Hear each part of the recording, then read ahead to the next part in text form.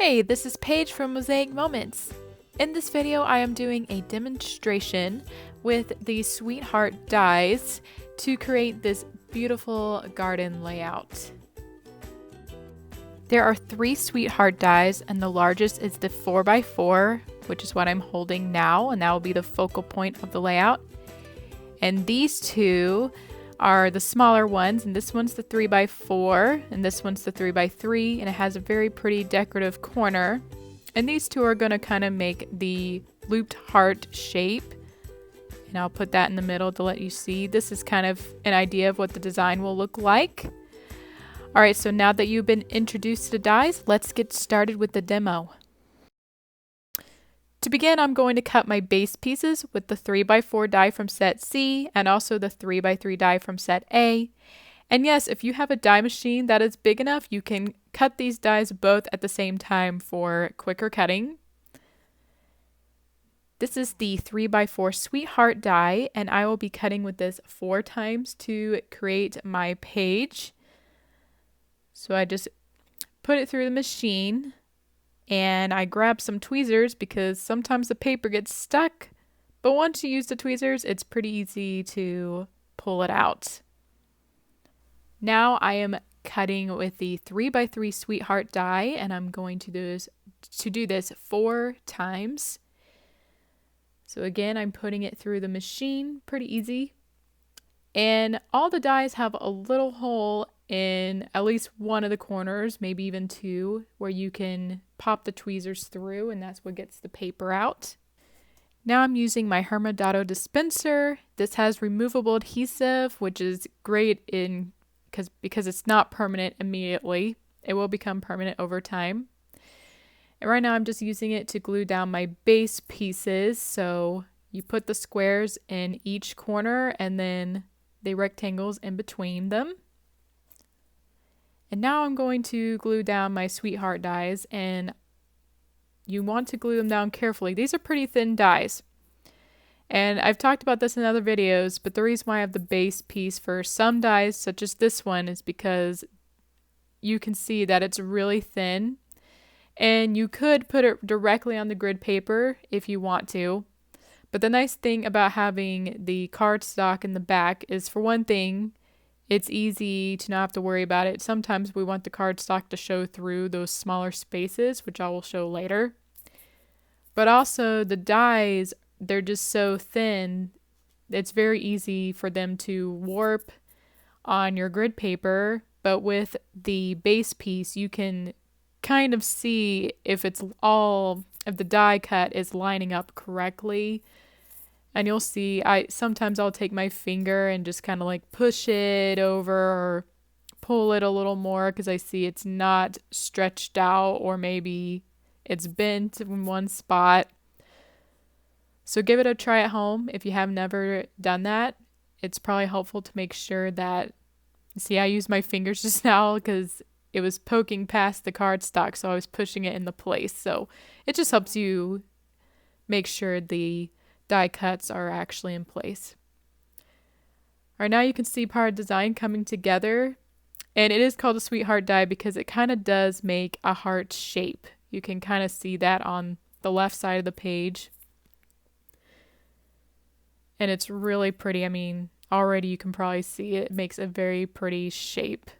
And of course, these dies are great for romantic pages, which I have done before, or like this one. This was a garden page. We took these photos at a botanical garden in Florida, and I just felt like this was such a pretty design for those photos. Definitely great with scenic things.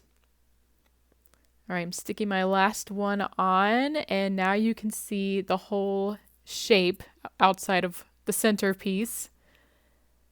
And I'm just getting the excess glue off.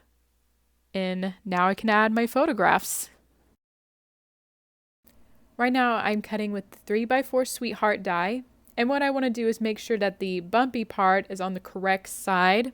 So on this one I made sure it was on the left side of my photograph, so that when I put it on the page it will fit in the exact spot. And this time this photograph's going to be on the bottom, so I made sure the bumpy part was also on the bottom. And you'll see when I make the page that it is really important to pay attention to which side that goes on your photograph, or else your photo's going to be upside down or sideways, whichever. So again, I made sure the bumpy part is on the top because this photograph is going on the top of my design. All right, so now I'm going to put my glue down. And by the way, when you're using photographs, it won't cut through. It does cut through all the way, but the photo still sticks together, unlike the cardstock, which falls apart after you cut it. So just so you know, these photographs did cut through all the way. They just stick together. But sometimes it's nice when they stick together, because if you want to keep the small pieces, which sometimes I do, it's easy to glue them down because they're not scattered everywhere, and you can kind of just glue it as one big chunk rather than the little pieces, which is a little bit harder. But for this one, I only needed the bigger size. All right, now I'm cutting with the 3x3 Sweetheart die. And again, you want to pay attention. For these cuts, I'm only keeping the bigger piece, but you want to pay attention to where that corner is, and to make sure it's going to match up to where you want to place it on your layout. Just now I made sure the decorative corner was facing the top left, so that way it'll fit correctly on my page. And I'm doing that again here, except the corner is facing the bottom left. So it's pretty easy to use these dies. I rolled it through the machine, and now I just have to glue down the corner pieces on my layout. And as you can see, they fit within the Sweetheart die space perfectly. And here I'm doing my last one, and that part is finished. Now I'm using the 3x3 Sweetheart die to cut the decorative corners. I only need a small portion of my photograph. I want to save the rest of my photograph to make more corners. And I also will be cutting with the 3x4 Sweetheart die to cut the decorative edges, which I'll show on the finished page. All right, so it's really easy to cut these, and then you just put the glue right on the cardstock because there's enough room, so the glue won't get on your other photographs. And then you just stick your cut pieces in, and it's super easy. I like using decorative photographs to fill in these spaces. Here, this was cut with the 3x4 Sweetheart die. And this one's a little thin, so I don't feel like I can put the glue right on the cardstock because I'm afraid I would get it on the other photograph, which I don't know about you, but I hate getting the glue up right on my photographs because then it leaves kind of like the smudge mark when you try to get it off. All right, now I'm going to make the center part.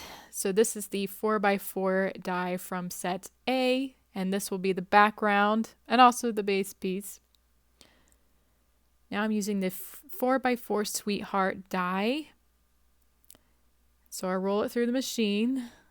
This die's bigger, so it might make some cranky noises. But it was really easy for the paper to pop out of the die, so that's great.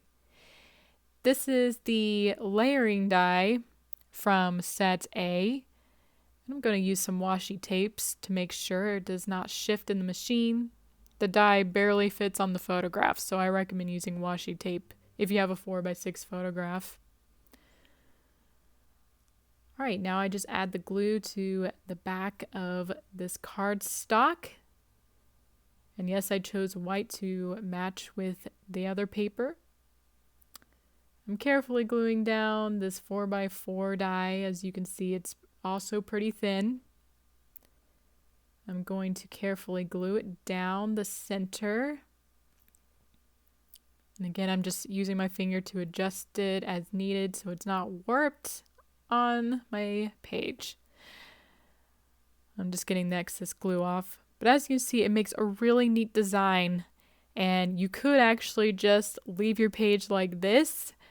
We do have a sample online where it just has this middle piece, and you can add some pattern paper or some other colors of cardstock to add some interest.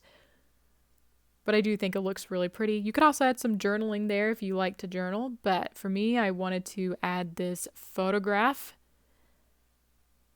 And I actually like putting a photograph on top because it kind of makes this neat little mat or frame.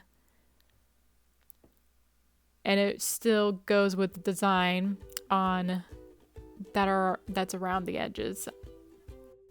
Now my layout is complete. And I really love the Sweetheart dies. I think they make such a pretty layout. This is one of my new favorites. So I definitely think if you like what you see here, definitely give these dies a try. Also give this video a thumbs up if you enjoyed seeing the Sweetheart die.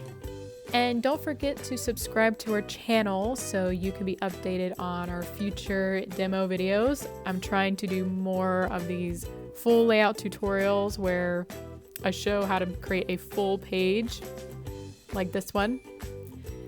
Anyway, I hope you enjoy this video, and I hope you also have fun scrapping with the Sweetheart dies at home.